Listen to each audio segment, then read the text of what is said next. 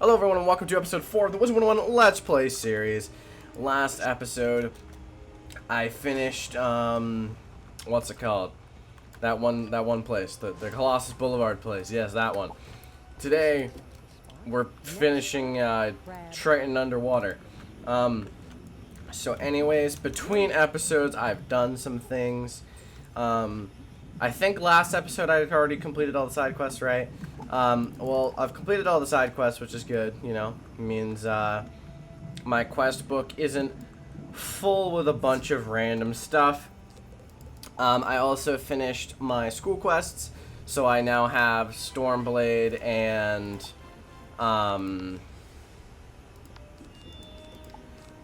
so now I have Stormblade and, what's it called? The other one? Converts, which is useful because I think there's a few storm bosses in this area.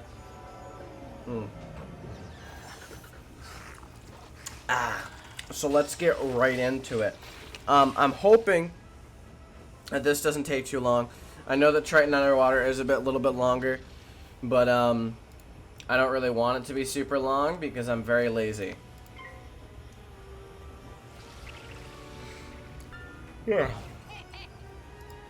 Yeah, but I'm super excited. Next episode is Crocotopia, which is nice.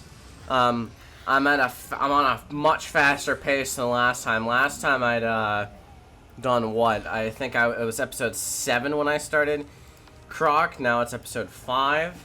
I guess that's what happens when you crunch the 3 streets in Wizard City into one episode.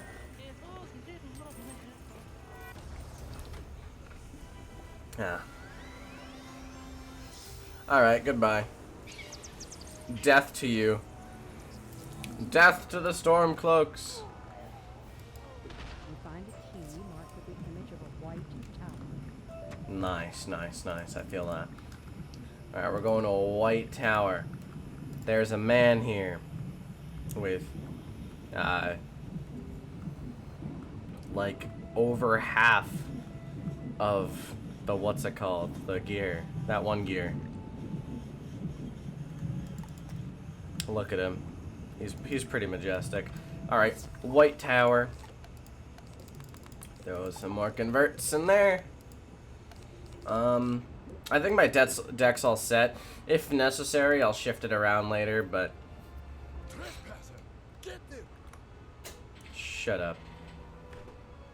Also, the tank is just going off for an unnecessarily long amount of time today. Oh. They both have 120 health. Alright, I can deal with that. See, it's times like this when I wish I had Tempest, because I could just first round Tempest and kill them. But I don't have Tempest, sadly. I only have a bunch of random stuff. Some Thunder Snakes. I got Storm Shark, by the way, as you might have seen from last battle. Obviously, you'll need to be level 10 to get it. Nothing special. We get Storm Trap at level 16. I will make sure to train up to Faint and Death by... I don't know, what level is Faint at? It's not at 16, is it? No, that's Vampire. Is it 22? It might be 22. I'm not quite sure, though. Faint is a necessity when going through the game.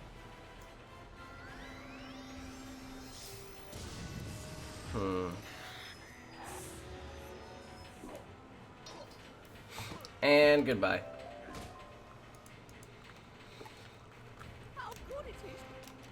Shut up, Captain Jonah. So, yeah, Crab Alley, as you can see, gives, like, a very large amount of experience. Like, that gave 500, this gives 315. Have I gotten 500 twice or just once? Just once, I think. Over here. To Captain Jonah. That is pissing me off. It's so... I don't know what's happening right now that the tank is going off, but it's really annoying. Okay, it's gone now. Guards, arrest this wizard. He sounds very, very chill. He's just like, guards, arrest this wizard. Not very violent. He's just kind of chill, you know? He's like, get out of my tower. And, you know, I kind of want to get out of his tower. I'm not amused by fizzling 50 times. Listen, I know that I still have like a 23% chance of fizzling, but even then, this feels a lot worse than a 1 in 4. Alright, please die. There we go.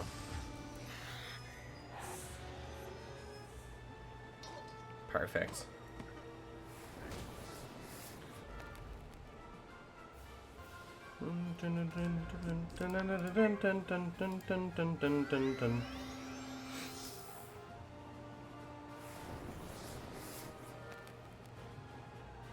God. At this rate, I'm gonna miss and get my girlfriend pregnant again. Fuck. Alright, there we go. Hit or miss. Guess they never miss, huh? Bombshell should hear about this. Alright, back to Thomas Cromshell. He must be based off of Thomas Cromwell somehow. Right, and Thomas Cromwell was, Oliver Cromwell's, like, grandfather or something? I think so. Right? Wait, let me look at it. Let me look at the internet for my information. Let's see, Thomas Cromwell.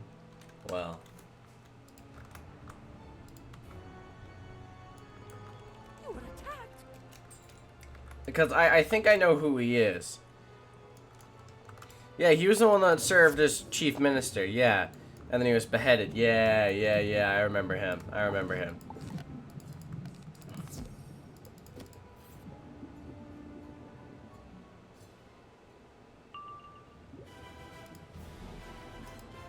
Yeah, that's what I thought. Alright, oh, why did I enchant that? Oh, wait, no, I should have enchanted that. What am I doing? I'm like, double think.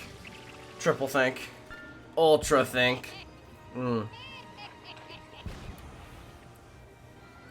See, I'm excited to be in Krakatopia, I am. But I'm very not excited to do this street. Because the street is long. It's boring, but mostly long. If you look at my original series episode, it was 53 minutes. I think my co-op Let's Play series ended up being 40-something minutes, maybe even 50. I'm hoping that I can keep this at least 40. If I keep it under 40, I'll be happy. But, you know, that's asking for a lot in the street, especially when I seem to be fizzling every other spell.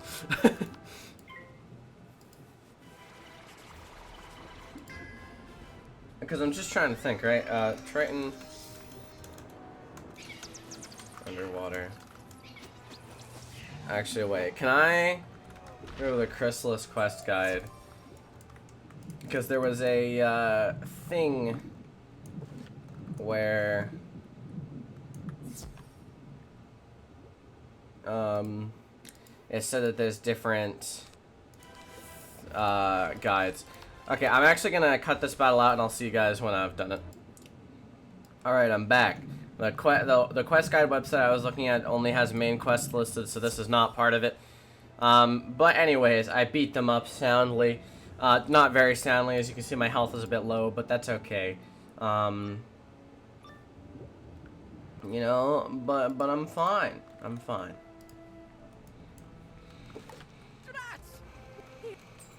Nah. Alright, palace entrance, palace, whatever.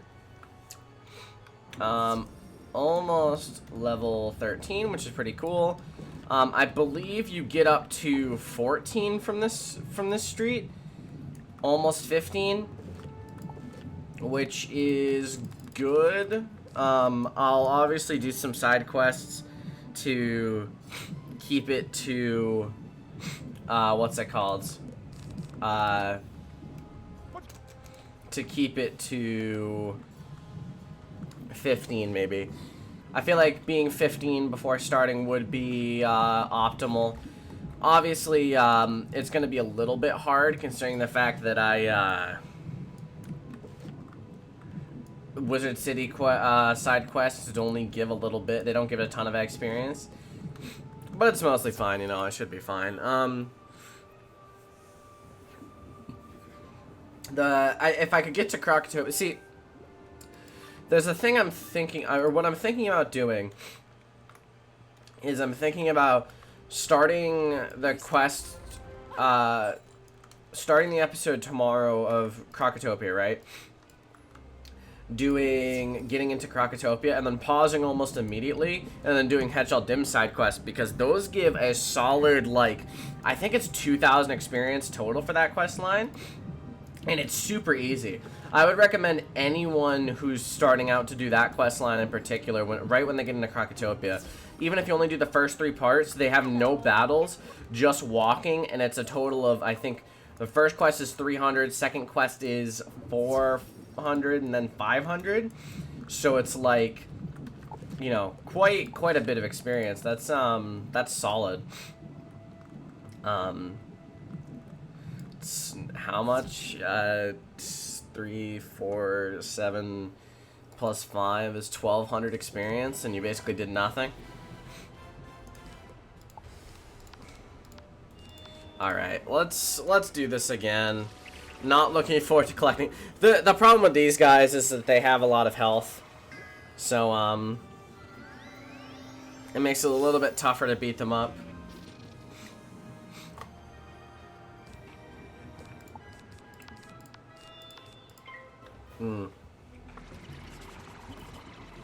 I'll definitely cut out the second battle again. I'm just trying to keep it as short as possible, you know, by cutting out the excess battles. But, so I kind of want to talk about recommendations to the game and stuff again, because it's been a while since I've talked about that. I talked about how they should restructure the game, you know, with enemies and stuff, and then would you look at that, they did.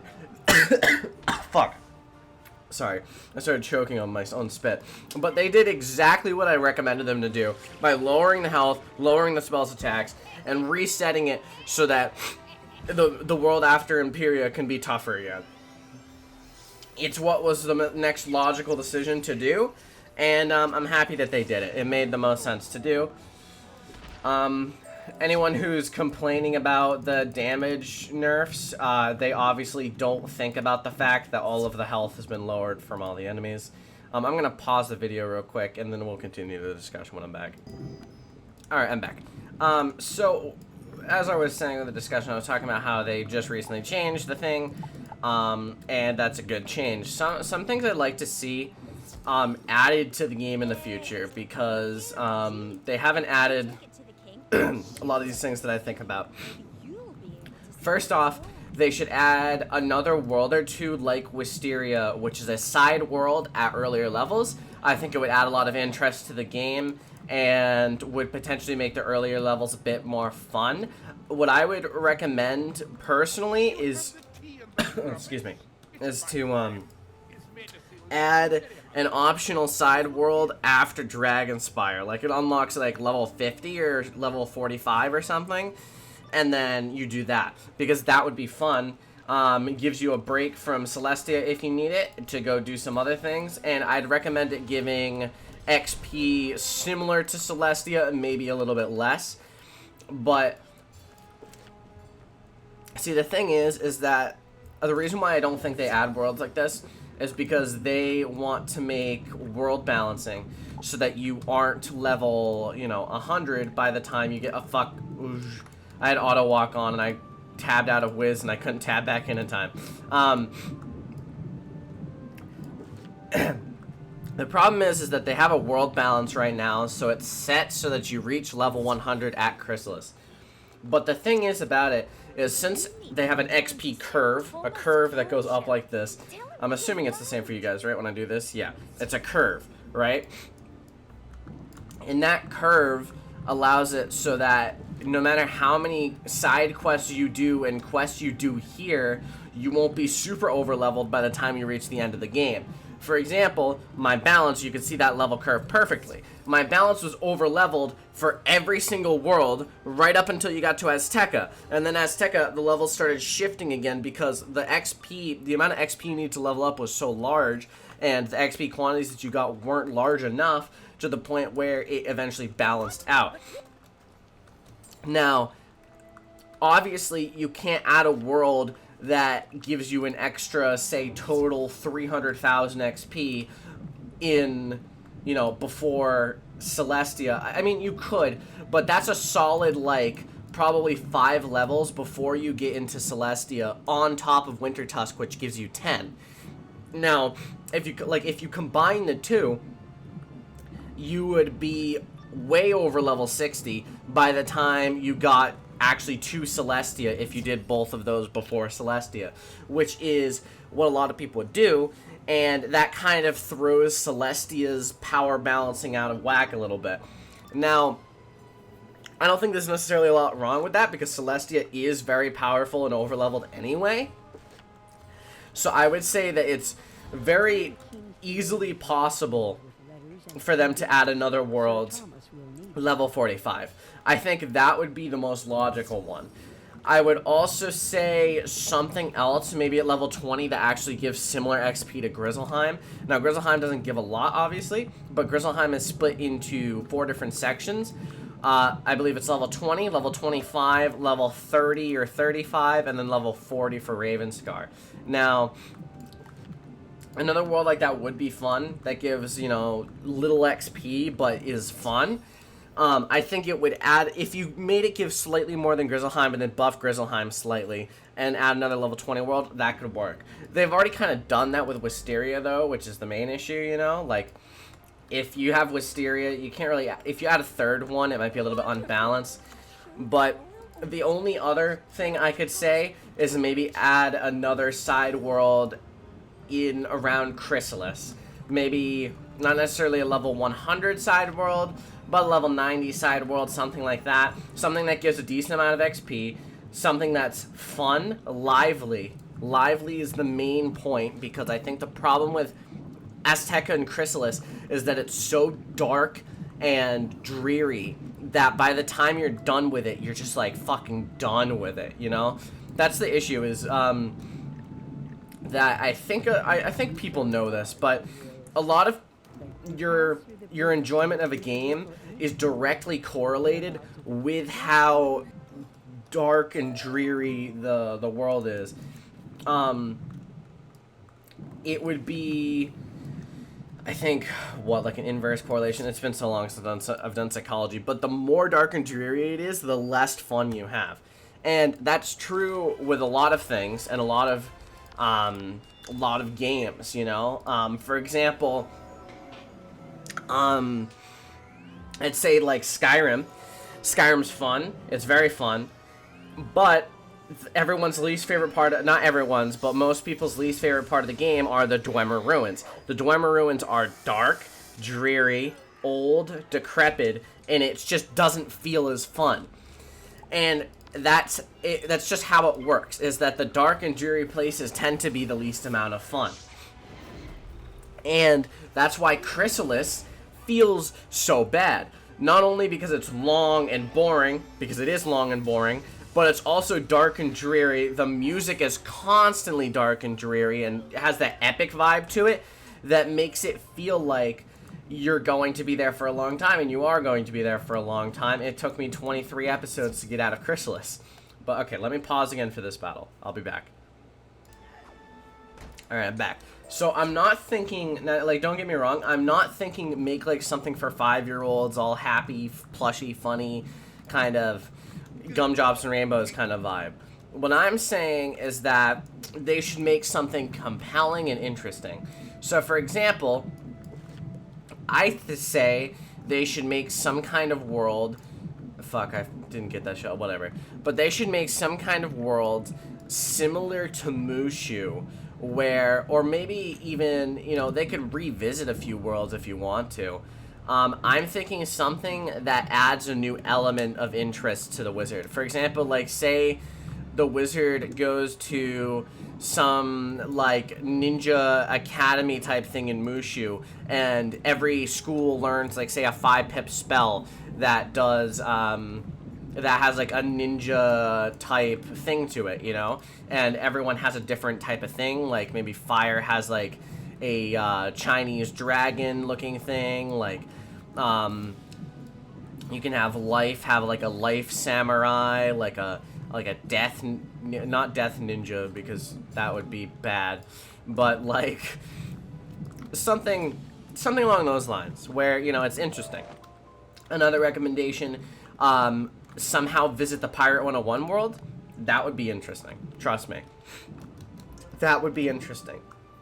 If we could go to Skull Island, I think that would be, you know, it's something that would interest a lot of people. Now, obviously, you could make that some kind of side world if you wanted to, or you can make it a main world. Now, another thing, on top of Skull Island, they could add the worlds from Pirate 101 to Wizard 101, and obviously this is vice versa. They should update Pirate 101, but don't let me get started on that tangent. But I say, do something like, add Monquista to the game, because that was actually what I consider, you know, an interesting world. And they're in Wizard 101, obviously. They're in Azteca. They have a crashed ship in Azteca, which is supposed to symbolize the... Oh, I don't have converts. This is bad. Actually, I'm going to escape quit and then play with converts again. But they're in Wiz because they are, you know, there, which is, you know, makes it already easier. So, like, what if you made some kind of side quest that involved you going to them, and they, like, say they send a distress call, and they're like, we need the wizard's help. So, obviously, since you're such a helpful wizard, you go help them. And what they're saying is they want you to help repair their ship so they can sail back to Monquista and, you know, share the resources with the Monquistan king or queen or whatever it is. That would be really interesting, you know, because then that would lead a direct way for you to go back to Monquista and to go back to Monquista with them. They, like, offer you a place on the boat. They're like, hey, we'll sail to Monquista and you can get some fabulous gifts from the queen or the empress. Is it? I forget what it is, but get some fabulous gifts because, you know, you helped us so much. It sounds like a great idea. Once you get there, the monarch asks for help. They're like, we need your help, yada yada yada, right? That's perfect. That would lead to, that would be a good exposition, a good way to get there, and it would lead to a perfect, you know, new arc, new world. Because it could introduce a new villain. It could, you know, like, I think it would be really interesting if we visited the empires of the world more. If they made more worlds that visited empire. Obviously, the Marleybonians are supposed to be the British Empire. That's super obvious with how they're, you know, everywhere. But beyond that, I think it would be really cool, you know, to have stuff like the Monquistadors, who represent the Spanish. If you have the, perhaps something that represents the French, beyond vague allusions with Polaris, with the French Revolution. You know, something like that would be quite interesting. Ah, fuck, they both put myth shields on. Oh, that's really bad. Whatever, I'll cut this battle out. I'll see you guys when I'm done. Oh, no more. The Crab King is held beyond the Alcazar in the depths of the Wailing Cavern. Alright, so... excuse me. So, what I'm thinking is, obviously, you have to take all of this with, not necessarily a grain of salt, but, obviously, I'm just a random kid on the internet who is asserting his opinions about what would be cool for a game. I obviously am no King's Isle dev. For all I know, all these ideas are shit and would ruin with their already, you know, best laid plans, but As I would like to respond to that, the best laid plans of mice and men often go awry. Read Mice of Men by John Steinbeck if you want Lenny to die. Now, anyways, what I'm thinking, right, is that King's Isle obviously already has a set plan in mind. November, they obviously are probably going to release something because they always do in November. The summer update was, you know, the one that changed the faces and added the rebalance to the game.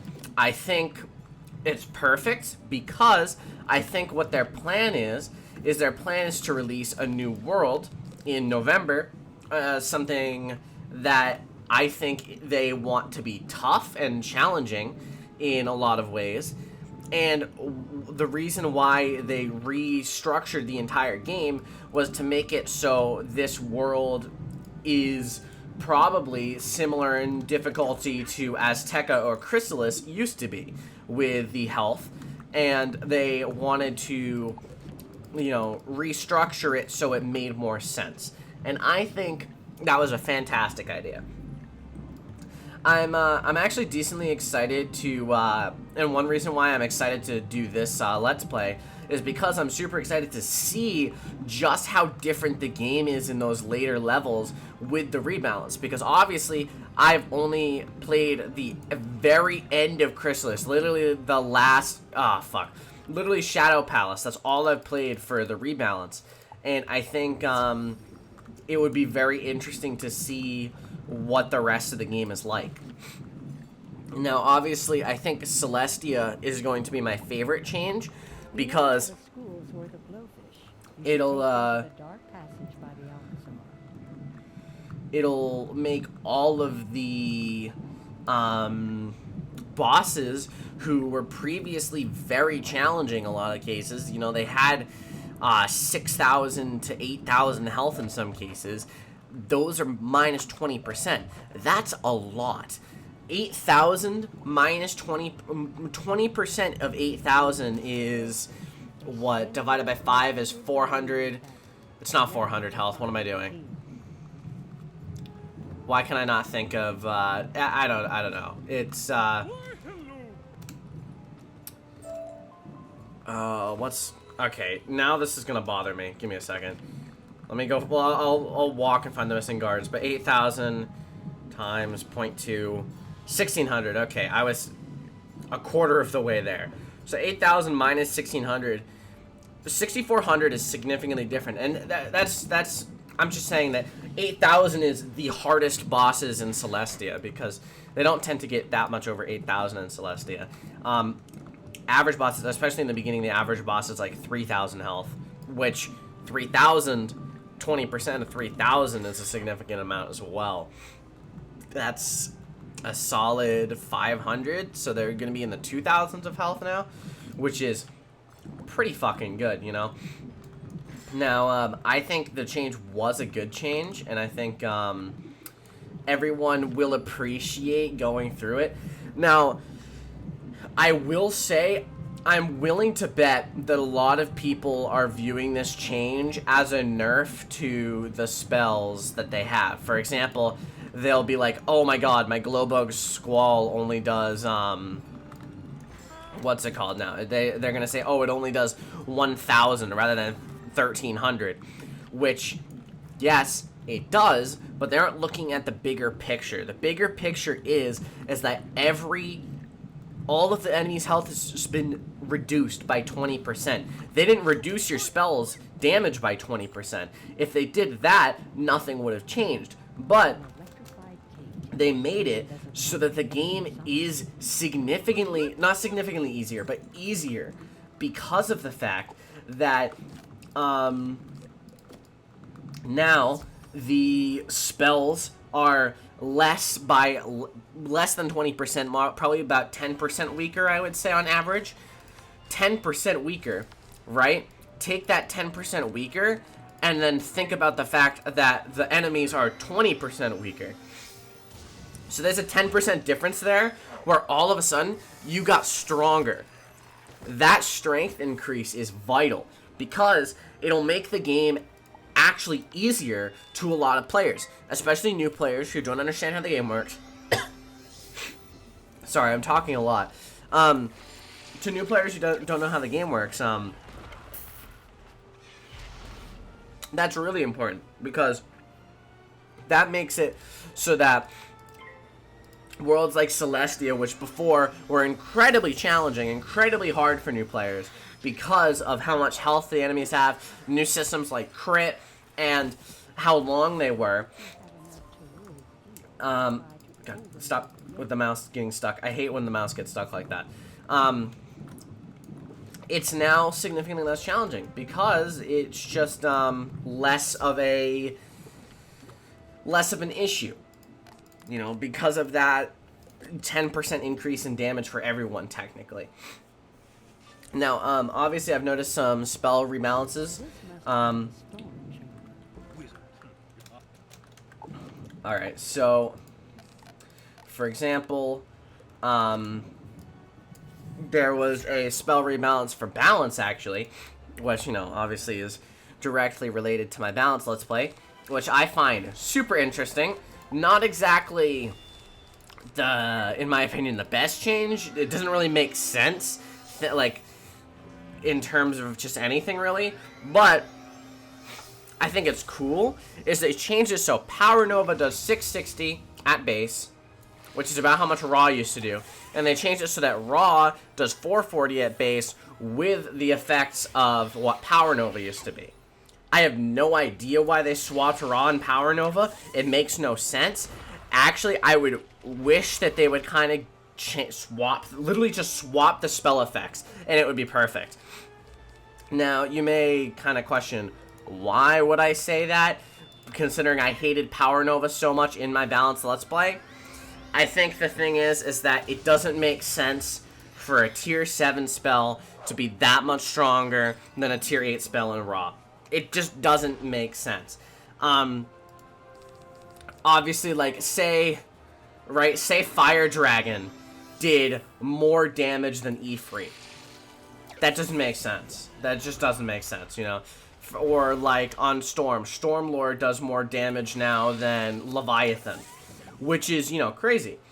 But I would say that that is kind of a mistake. I don't think they should... Oh, fuck. Am I going to lose this because I keep fizzling? But I don't think Wizard101 should mess around with the stages of spells. I think it was a little bit of a misstep. I don't know why they did that. If anything, I think it would just be a bug. They accidentally swapped which effect goes where. Like, they meant to make it so that Power Nova still had that effect, and then Raw had the new effect of 660 damage, which I think would have been the right step. But, again, I'm not a King's Isle dev. What do I know? But, I don't know. It's just me. I think it was a misstep. But, whatever. It's just, there's certain, you know, things like Raw holds a special place in my heart. Raw was a really cool spell way back in the day, like way back in the day. You know, everyone was like, oh, Raw is sick, you know, because it's Raw, it is sick. I'm trying to think, because Raw's been out for years now, probably close to... Oh, geez. How long has it been? Since 2012? So it's been 8 years. And in those 8 years, Raw remained an incredibly powerful spell. One of Balance's most powerful spells, because it does damage to all the enemies, and it does a decent amount of damage to all enemies. Now, the problem is that they changed that. They made it so it does significantly less damage. And that's kind of... meh. I don't like when they change a base factor about the game for no reason. That feels like for no reason. Like the Power Nova Raw switch feels like it was just on a whim. I don't think that's how it should be. Obviously, that's just me. But I haven't really looked at like Storm spells and how they restructured those. I'm assuming they've only restructured spells that are above, like, rank 6. Because, like, Storm Shark and Thunder Snake don't do any different damage. Neither does Lightning Bats. I don't know. I just think that's, you know, it's stupid. I'll stop ranting about that, though. But yeah, I want you guys to tell me, give me feedback on what you think about these changes. I think, especially my favorite would be something like Monquista. I think it would be some nicely or much needed, like, not spice to the game, but something interesting to the game. Because, you know, I think, the Spanish Empire, honestly, the Spanish people and stuff are something I feel like it hasn't been represented in the game a lot, right? Because it's mostly, the Monquistadors are the only, like, Spanish thing. Like, you have, the French and the Russians represented in Polaris. You have the British represented in Marleymone. You have, I'm trying to think who else is represented besides those two. You have, Japanese culture represented, not culture, sorry. Just the Japanese history represented in, Mushu. Dragonspire is Russia. I don't think Wizard City's based on anything. I think it's supposed to just be this whimsical wizard feel. Right? Fuck. Right? Like, it's nothing in particular. Krakatopia is Egyptian. Celestia is some kind of a lost Atlantis. It's not, obviously, it's not fucking, representing Atlantis, considering Atlantis doesn't exist. But, it further represents the British and their colonizing habits, because British people did colonize the world throughout the 18th century. 19th century more, but, you know, 18th and 19th century. But I think that's why Monquista would be cool, because you could kind of make it so that they go back, and I think a contest of empire would be really cool here, right? Like, maybe even a war, like, something like, a war between Monquista and, Marleymone would be really cool, because it would represent the Spanish versus the British in the contest of empires. You know, I just think it would be cool if they added something like that. It would give some, like, you know, a different side of the game, because we haven't really seen war, have we? Our wizards seen war against us, and war against the Spiral with Morganath. But, like, Malistaire didn't really go to war. He just really wanted to revive his dead wife. You know, it's just, something to think about. Yeah. Storm battery, storm battery, storm battery. Look like they have been restored to working. Yeah. Alright. Well, we're restoring a king now. Ah, fucking tank thing. Alright. Crab Alley is almost done. Look at that. It's almost 1,000 experience, which... Do you get that at all in Krakatopia? This experience number right here looks like it's more than most quests in Krakatopia.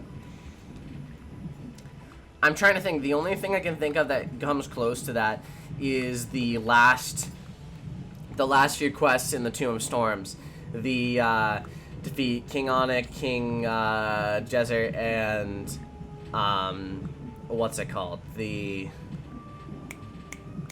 snap. Trying to think of it. The princes in the Karhan barracks. All right, go to Royal Tower.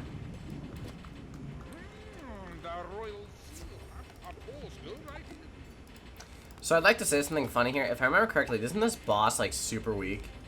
Does he storm? I'll put a storm in.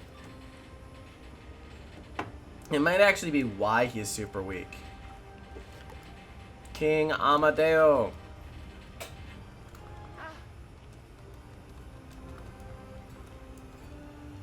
Yeah, he's Storm. Rank 2.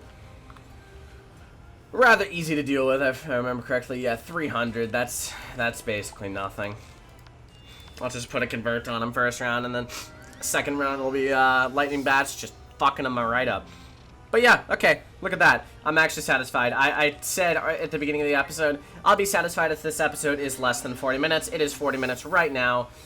Should be 43 by the time I finish this if I don't fizzle 50 times in a row. Next episode will be Crocotopia, and it will be fun, let me tell you. I'm super excited. Crocotopia is one of my favorite worlds, if not my favorite world. I think there's just something about its feel that I really love. Its music is fantastic. It's amazing. If you look at my Wizard101 Worlds Ranked video, it's second place. Probably a little bit biased. I don't know if it deserves second place, but it's my second place. Obviously,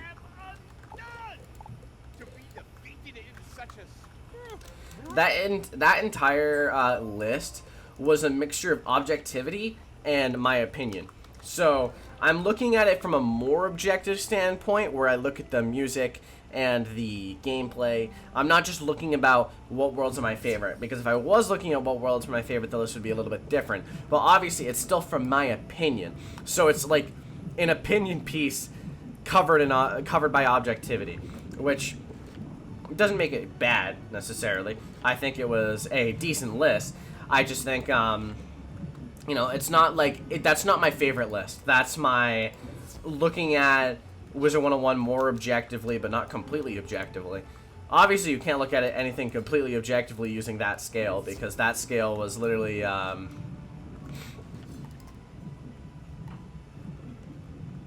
yeah.